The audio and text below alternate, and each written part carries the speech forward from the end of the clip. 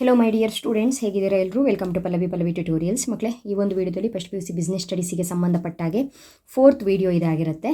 So 2025-26 annual exam ಹತ್ತಿರ ಬರ್ತಾ ಇದೆ.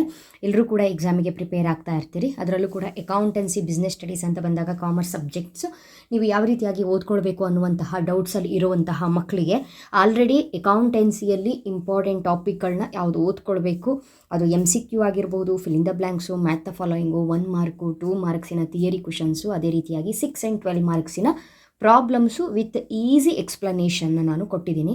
ಸೊ ವೀಡಿಯೋಸ್ಗಳನ್ನ ವಾಚ್ ಮಾಡಿಲ್ಲ ಅಂತ ಹೇಳಿದ್ರೆ ವಾಚ್ ಮಾಡಿ ಮಕ್ಕಳೇ. ನೆಕ್ಸ್ಟು ಬಿಸ್ನೆಸ್ ಸ್ಟಡೀಸಿಗೆ ಬಂದರೆ ಇದು 4th ವಿಡಿಯೋ. ಫಸ್ಟ್ ವಿಡಿಯೋದಲ್ಲಿ 5 ಪೇಪರ್ಸ್ನ ನಾನು ತೊಗೊಂಡಿದ್ದೀನಿ. 2025 annual exam question paper, 2024 annual exam question paper ಹಾಗೂ 2023 3 ಆ್ಯನ್ಯುವಲ್ ಎಕ್ಸಾಮ್ ಕ್ವಶನ್ ಪೇಪರ್, ಅದೇ ರೀತಿಯಾಗಿ 2 ಮಾಡೆಲ್ ಪೇಪರ್ಸಲ್ಲಿ ಟೋಟಲ್ ಆಗಿ 5 ಪೇಪರ್ಸಲ್ಲಿ ಇರುವಂತಹ ಎಲ್ಲ MCQ ಕ್ವಶನ್ಸ್ಗಳನ್ನ, ಮಲ್ಟಿಪಲ್ ಚಾಯ್ಸ್ ಕ್ವಶನ್ಸ್ಗಳನ್ನ ಕೊಟ್ಟಿದ್ದೀನಿ. ನಿಮ್ಮ ಆ್ಯನ್ಯುವಲ್ ಎಕ್ಸಾಮ್ ಪಾಯಿಂಟ್ ಆಫ್ ವ್ಯೂವಿಂದ ತುಂಬಾ ಇಂಪಾರ್ಟೆಂಟ್ ಆಗಿರುತ್ತೆ. ಆ ವಿಡಿಯೋನ ವಾಚ್ ಮಾಡಿ. That is video 1. ಓಕೆನಾ?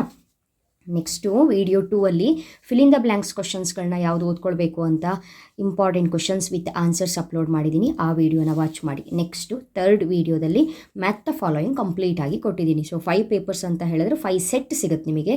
Math the following set, for example ಈ ರೀತಿ ಒಂದು ಸೆಟ್ ಇದೆ ಅಂತ ಹೇಳಿದ್ರೆ 5 ಪೇಪರ್ಸಲ್ಲೂ ಈ ರೀತಿದು 5 ಸೆಟ್ ಸಿಗ್ತಲ್ಲ ನಿಮಗೆ.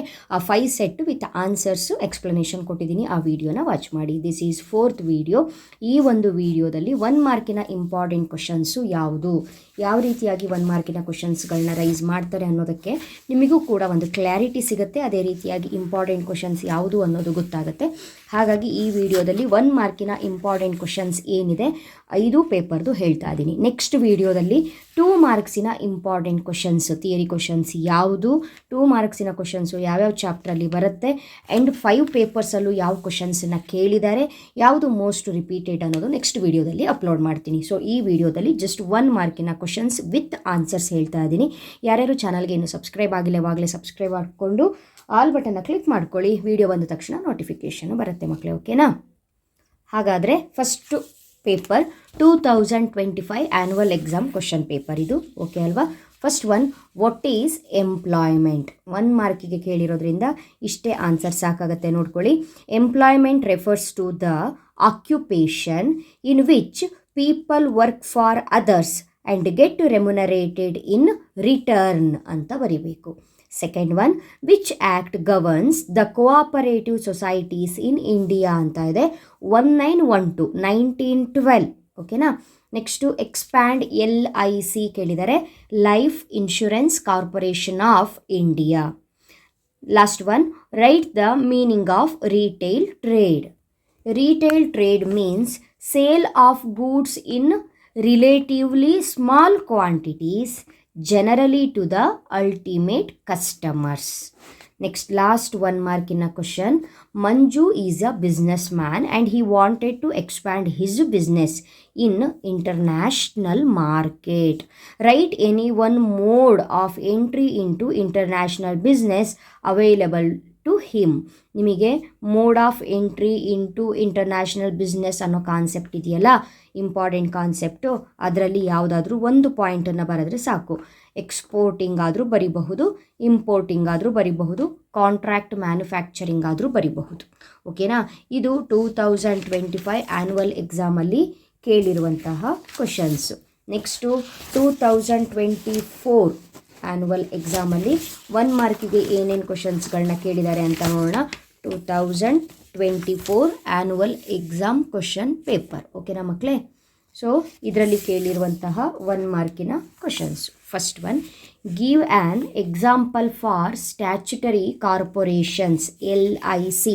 ಆ ಪೇಪರಲ್ಲಿ LICಯನ್ನು ಎಕ್ಸ್ಪ್ಯಾಂಡ್ ಮಾಡಿ ಅಂತ ಕೇಳಿದರು. Next, what is business finance ಅಂತ ಕೇಳಿದ್ದಾರೆ. Finance required by business to establish and run its operation is known as business finance. Next one, in which year the MSMED Act was enacted ಅಂತ ಇದೆ. 2006. ಅಂದರೆ ನೋಡಿ, ಒಂದು ಎಕ್ಸ್ಪ್ಯಾಂಡ್ ರೀತಿ ಕೇಳ್ತಾ ಇದ್ದಾರೆ, ನೆಕ್ಸ್ಟು ಒಂದು ಇಯರ್ ಕೇಳ್ತಾ ಇದ್ದಾರೆ, ಒಂದು ಎಕ್ಸಾಂಪಲ್ ಕೇಳ್ತಾ ಇದ್ದಾರೆ. ಸೊ ಇದ್ರ ಬಗ್ಗೆ ಗಮನ ಕೊಡಬೇಕು ನೀವು. Next, what is internal trade ಅಂತ ಕೇಳಿದ್ದಾರೆ. Internal trade means buying and selling of goods and services within the boundaries of a nation ಅಂತ ಬರೀಬೇಕು. ನೆಕ್ಸ್ಟು 1 ಮಾರ್ಕಿನ ಲಾಸ್ಟ್ ಕ್ವೆಶನ್, ಎಕ್ಸ್ಪ್ಯಾಂಡ್ FDI ಅಂತ ಇದೆ, ಫಾರಿನ್ ಡೈರೆಕ್ಟ್ ಇನ್ವೆಸ್ಟ್ಮೆಂಟ್. ಓಕೆನಾ. ಇಲ್ಲಿ in which year MSMED act was enacted ಅಂತ ಕೇಳಿದಾರಲ್ಲ. MSMED ಅಂತ ಹೇಳಿದ್ರೆ M ಅಂದರೆ ಮೈಕ್ರೋ, S ಅಂದರೆ ಸ್ಮಾಲ್ ಆ್ಯಂಡ್ M ಅಂದರೆ ಮೀಡಿಯಮ್ ಎಂಟರ್ಪ್ರೈಸಸ್ ಡೆವಲಪ್ಮೆಂಟ್ ಆ್ಯಕ್ಟ್ ಅಂತ ಅರ್ಥ ಇದು. ಓಕೆನಾ. MSMED ಅಂದರೆ micro, small and medium enterprises development act ಅಂತ. ಇದು ಯಾವಾಗ ಎನ್ಯಾಕ್ಟ್ ಆಯಿತು ಅಂತ ಕೇಳಿದರೆ 2006 ಅಂತ ಹೇಳ್ಕೊಂಡು ಬರೀಬೇಕು. ಓಕೆನಾ. ನೆಕ್ಸ್ಟು 2024-25 ಮಾಡಲ್ ಕ್ವಶನ್ ಪೇಪರ್ ಏನಿದೆ, ಸೊ ಇದರಲ್ಲಿ ಸಾಕಷ್ಟು ಕ್ವಶನ್ಸು ಲಾಸ್ಟ್ ಇಯರು ಆ್ಯನ್ಯುವಲ್ ಎಕ್ಸಾಮಿಗೆ ನಿಮಗೆ ಏನಾಗಿತ್ತು, ರಿಪೀಟ್ ಆಗಿತ್ತು. ಸೊ ಇದರಲ್ಲಿರುವಂತಹ 1 ಮಾರ್ಕಿನ ಕ್ವಶನ್ಸ್ ನೋಡಿ, ಇದು very important questions. Mention any one type of pollution ಅಂತ ಇದೆ. ಸೌಂಡ್ ಪೊಲ್ಯೂಷನ್ ಯಾವುದಾದ್ರೂ ಬರಿಬಹುದು, sound pollution, noise pollution, air pollution ಯಾವುದಾದ್ರೂ ಬರಿಬಹುದು. For which purpose fixed capital is needed in the business ಅಂತ ಇದೆ. ಯಾವ ಪರ್ಪಸ್ಸಿಗೆ ಅಂತ ಹೇಳಿದ್ರೆ for the purpose of purchasing fixed assets. Answer ಅಷ್ಟೇ, for the purpose of purchasing fixed assets ಅಂತ ಬರೀರಿ. ಎಕ್ಸ್ಪ್ಯಾಂಡ್ IPR ಅಂತ ಕೇಳಿದರೆ, IPR, I means intellectual, P means property, R means rights. Intellectual property rights. IPRನ ಎಕ್ಸ್ಪ್ಯಾಂಡ್ ಮಾಡಿ ಅಂತ ಕ್ವಶನ್ನ ಯಾವ ಚಾಪ್ಟ್ರಲ್ಲಿ ಕೊಟ್ಟಿದ್ದಾರೆ ಅಂತ ಹೇಳಿದ್ರೆ ಸ್ಮಾಲ್ ಬಿಸ್ನೆಸ್ ಚಾಪ್ಟರಲ್ಲಿ ಕೊಟ್ಟಿದ್ದಾರೆ. Next who acts as the link between manufacturer and the retailer. So ನಿಮಗೆ ಗೊತ್ತಿದೆ, ಹೋಲ್ಸೇಲರ್ಸು, ರೀಟೇಲರು ಮತ್ತು ಮ್ಯಾನುಫ್ಯಾಕ್ಚರರ್ ಮಧ್ಯೆ ಬರೋರು ಯಾರು, ಹೋಲ್ಸೇಲರು. ಸೊ ನೀವು ಆರ್ಡ್ರ್ ವೈಸ್ ತೊಗೊಂಡ್ರೆ ಫಸ್ಟು ಮ್ಯಾನುಫ್ಯಾಕ್ಚರರು, ಅವ್ರ ಕೆಳಗಡೆ ಹೋಲ್ಸೇಲರು, ಅವ್ರ ಕೆಳಗಡೆ ರೀಟೇಲರು, ಅವ್ರ ಕೆಳಗಡೆ ಕಸ್ಟಮರು. ಕ್ವಶನ್ ಏನು ಕೇಳಿದ್ದಾರೆ, ಮ್ಯಾನುಫ್ಯಾಕ್ಚರು ಮತ್ತು ರೀಟೇಲರ್ ಮಧ್ಯೆ ಲಿಂಕ್ ಆಗಿ ಆ್ಯಕ್ಟ್ ಮಾಡೋರು ಯಾರು, ಹೋಲ್ಸೇಲರು ಕಸ್ಟಮರ್ ಮಧ್ಯೆ ಆ್ಯಕ್ಟ್ ಮಾಡೋರು ಯಾರು, ಲಿಂಕ್ ಆಗಿ ರೀಟೇಲರು. ಸೊ ಈ ರೀತಿ ಆಗುತ್ತೆ questions. Okay. Next give an example for international trade in services. So international trade in ಸರ್ವೀಸಸ್ಸಿಗೆ ಒಂದು ಎಕ್ಸಾಂಪಲ್ನ ಕೊಡಬೇಕು. 1 ಮಾರ್ಕಿಗೆ ಯಾವುದಾದ್ರು ಒಂದು ಎಕ್ಸಾಂಪಲ್ ಬರೆದ್ರೆ ಸಾಕು. ಇಂಟರ್ನ್ಯಾಷನಲ್ ಬ್ಯಾಂಕಿಂಗ್ ಬರಿಬಹುದು, ಅಥವಾ ಇಂಟರ್ನ್ಯಾಷನಲ್ ಟ್ರಾವೆಲ್ ಆ್ಯಂಡ್ ಟೂರಿಸಮ್ ಕೂಡ ಬರಿಬಹುದು. ನೆಕ್ಸ್ಟ್ 1 ಮಾರ್ಕಿನ question, state any one element of business ethics ಅಂತ ಕೇಳಿದ್ದಾರೆ. Top management commitment. 4 ಮಾರ್ಕ್ಸ್ಗೆ ಬಿಸ್ನೆಸ್ ಎಥಿಕ್ಸ್ ಎಲಿಮೆಂಟ್ಸ್ನ ನೀವು ಓದ್ಕೊಂಡೇ ಇರ್ತೀರಿ, ಅದರಲ್ಲಿ ಯಾವುದಾದ್ರೂ ಒಂದನ್ನು ಬರೀರಿ. Give the meaning of public deposits ಅಂತ ಕೇಳಿದ್ದಾರೆ. ಸೊ ಪಬ್ಲಿಕ್ ಡೆಪಾಸಿಟ್ಸ್ ಮೀನಿಂಗ್ನ ಬರೀಬೇಕು. The deposits that are raised by organisations directly from the public at a specific rate of interest are known as public deposits ಅಂತ ಬರೀಬಹುದು. Next expand NABARD ಅಂತ ಕೇಳಿದ್ದಾರೆ. So ಇಲ್ಲೂ ಕೂಡ expand ಇದೆ. ಎಕ್ಸ್ಪ್ಯಾಂಡ್ ನಬಾರ್ಡ್ ಅಂತ ಕೇಳಿದ್ದಾರೆ. ನಬಾರ್ಡನ್ನು ಎಕ್ಸ್ಪ್ಯಾಂಡ್ ಮಾಡಿದಾಗ national bank for agricultural and rural development. National bank for agricultural and rural development. ಓಕೆನಾ ಮಕ್ಕಳೇ. ನೆಕ್ಸ್ಟು 1 ಮಾರ್ಕಿನ question, what are mail order houses ಅಂತ ಕೇಳಿದ್ದಾರೆ. MOH ಅಂತ ಹೇಳಿದ್ರೆ ಏನು? Answer, mail order houses are the retail outlets that sell their merchandise through mail. Next 1, Tejas want to start export business but he don't know the formalities related to exporting. Suggest Tejas any one middleman who helps him in export business. ನೀವು export trade procedure, import trade procedure ಓದ್ಕೊಂಡೇ ಇರ್ತೀರಿ. So ಆ topic ಮೇಲೆ ಕರೆಕ್ಟಾಗಿ ನೀವು analyse ಮಾಡಿ ಆನ್ಸರ್ನ ಬರಿಬೇಕಾಗತ್ತೆ.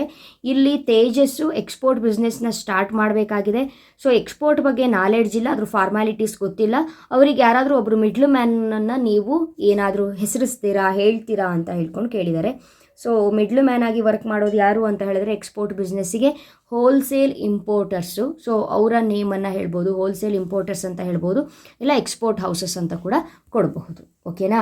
Next 1 ಮಾರ್ಕಿನ question, give an example for extractive industry ಕೇಳಿದರೆ ಯಾವುದಾದ್ರೂ ಒಂದನ್ನು ಬರೀಬಹುದು. ಅಗ್ರಿಕಲ್ಚರ್ ಬರೀರಿ. Agriculture right answer. Mention any one feature of global enterprises ಅಂತ ಇದೆ. ಗ್ಲೋಬಲ್ ಎಂಟರ್ಪ್ರೈಸಸ್ಸಿನ ಒಂದು ಫೀಚರ್ನ ಬರೀಬೇಕು. 4 ಮಾರ್ಕ್ಸಿಗೆ ಫೀಚರ್ಸ್ ಆಫ್ ಗ್ಲೋಬಲ್ ಎಂಟರ್ಪ್ರೈಸಸ್ಸು ತುಂಬಾ ಇಂಪಾರ್ಟೆಂಟು. 4 ಪಾಯಿಂಟ್ ಕಲ್ತ್ಕೊಂಡಿರ್ತೀರಿ, ಯಾವುದಾದ್ರೂ ಒಂದು ಪಾಯಿಂಟನ್ನು ಬರೀರಿ. Right answer is huge capital resources. Next one, state any one type of warehouse ಅಂತ ಕೇಳಿದರೆ private wear house. Next one, state any one merit of ಡಿಬೆಂಚರ್ಸಿನ ಯಾವುದಾದ್ರೂ ಒಂದು ಮೆರಿಟನ್ನು ಬರಿಬೇಕು. Debentures are preferred by investors who want fixed income at lesser risk. So ನೀವೇನು ಮಾಡಬಹುದು, merit ಅಂತ ಬರೆದಾಗ fixed income at lesser risk ಇಷ್ಟು ಬರೆದ್ರು ಸಾಕು. Fixed income at lesser risk.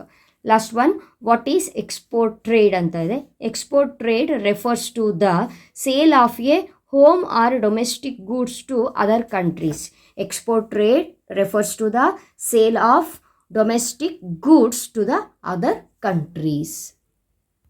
Total ಆಗಿ 5 ಪೇಪರ್ಸಿನ 1 ಮಾರ್ಕ್ ಕ್ವಶನ್ಸನ್ನ ಕವರ್ ಮಾಡಿದ್ದೀನಿ. ಸೊ ಇದಿಷ್ಟು ಕ್ವಶನ್ಸು ಕೂಡ ನಿಮ್ಮ ಎಕ್ಸಾಮ್ ಪಾಯಿಂಟ್ ಆಫ್ ವ್ಯೂವಿಂದ ತುಂಬಾ ಇಂಪಾರ್ಟೆಂಟ್ ಆಗಿರುತ್ತೆ. ಓಕೆನಾ. ನೆಕ್ಸ್ಟು ಆಲ್ರೆಡಿ ಹೇಳಿರೋ ಹಾಗೆ 1 ಮಾರ್ಕ್ ಕಂಪ್ಲೀಟ್ ಆದ್ರ ಮೇಲೆ ನಿಮಗೆ 2 ಮಾರ್ಕ್ಸಿನ ಇಂಪಾರ್ಟೆಂಟ್ ಕ್ವಶನ್ಸ್ ಯಾವುದು ಅದರ ಲಿಸ್ಟು ವಿತ್ ಆನ್ಸರ್ಸ್ನ ಅಪ್ಲೋಡ್ ಮಾಡ್ತೀನಿ. ಅಲ್ಲಿವರೆಗೂ ಚೆನ್ನಾಗಿ ಓದ್ಕೊಳ್ತಾ ಇರಿ, ಚೆನ್ನಾಗಿ ಪ್ರಿಪೇರ್ ಆಗಿ. ಥಿಯರಿ ಸಬ್ಜೆಕ್ಟ್ ಅಂತ ನೆಗ್ಲೆಕ್ಟ್ ಮಾಡಬೇಡಿ. ಕರೆಕ್ಟಾಗಿ ಓದ್ಕೊಂಡ್ರೆ ಬಿಸ್ನೆಸ್ ಸ್ಟಡೀಸು ಕೂಡ ಈಸಿನೇ ಆಗುತ್ತೆ. ಮೋಸ್ಟ್ ಇಂಪಾರ್ಟೆಂಟ್ ಕ್ವಶನ್ಸು 4 ಮಾರ್ಕ್ಸು 8 ಮಾರ್ಕ್ಸಿಂದು ಯಾವುದು ಅನ್ನೋದನ್ನು ಖಂಡಿತವಾಗ್ಲೂ ಕೊಡ್ತೀನಿ. ಜಾಸ್ತಿ ಕ್ವಶನ್ಸ್ಗಳೇನು ಸಿಗಲ್ಲ. ಟೋಟಲ್ ಆಗಿ ಒಂದು 15 ಕ್ವಶನ್ಸ್ ಒಳಗೆ ಮುಗಿದೋಗುತ್ತೆ. ಅಷ್ಟು ಕ್ವಶನ್ಸು ನೀವು ಓದ್ಕೊಂಡಿದ್ದಾದರೆ ಗುಡ್ ಸ್ಕೋರನ್ನೇ ಮಾಡಬಹುದು ಬಿಸ್ನೆಸ್ ಸ್ಟಡೀಸಲ್ಲಿ. ಸೊ 4 ಆ್ಯಂಡ್ 8 ಮಾರ್ಕ್ಸಿನ ಇಂಪಾರ್ಟೆಂಟ್ ಕ್ವಶನ್ಸ್ ಯಾವುದು ಅಂತ ನಿಮಗೆ ಗೊತ್ತಾಗಬೇಕು ಅಂತ ಹೇಳಿದ್ರೆ 1 ಮಾರ್ಕಿನ ಸೀರೀಸು ಈ ವಿಡಿಯೋದಲ್ಲಿ ಬರ್ತಾ ಇದೆಯಲ್ಲ, ನೆಕ್ಸ್ಟ್ 2 ಮಾರ್ಕ್ಸಿನ ಇಂಪಾರ್ಟೆಂಟ್ ಕ್ವಶನ್ಸು ಆನ್ಸರ್ಸ್ನ ನೋಡ್ಕೊಂಡು ಆದ್ರ ಮೇಲೆ 4 ಆ್ಯಂಡ್ 8 ಮಾರ್ಕ್ಸಿನ important questions if possible with answers ಓಕೆನಾ ಅಪ್ಲೋಡ್ ಮಾಡ್ತೀನಿ. ಅಲ್ಲಿವರೆಗೂ ಚೆನ್ನಾಗಿ ಓದ್ಕೊಳ್ಳಿ. Thank you. All the best.